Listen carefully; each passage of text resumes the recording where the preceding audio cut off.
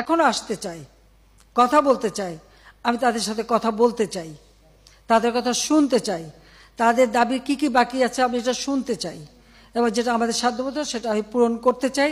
আমি এই সংঘাত চাই না। তারা যদি বসতে চায় আমার সঙ্গে, এই আন্দোলনকারীরা, কোটা আন্দোলনকারীরা, আমি তাদের সাথে বসবো, তাদের কথা শুনবো, তাদের দাবি দেওয়া এ পর্যন্ত যা মেনে নিচ্ছে, আরও কিছু আছে কিনা সেটা হয়তো শুনতে হবে। এবং আপনাদের সামনে আমি বলতে চাচ্ছি, যেটা দেশবাসীরও জানা উচিত, যে আমি কখনোই আমার দরজা বন্ধ করিনি।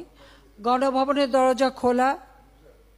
যখনই এই আন্দোলনকারীরা কথা বলতে চায়, আলোচনা করে সমাধান করতে চায়, আমি তাদের সাথে নিজেই বসতে রাজি। আমি আবারও বলছি যে আন্দোলনকারীরা যদি আলোচনা করতে চায়, আমি এখনও রাজি। যে কোনো সময় তারা আসতে পারে, আলোচনা করতে পারে, দরকার হলে তাদের গার্জিয়ানদের নিয়েও আসতে পারে।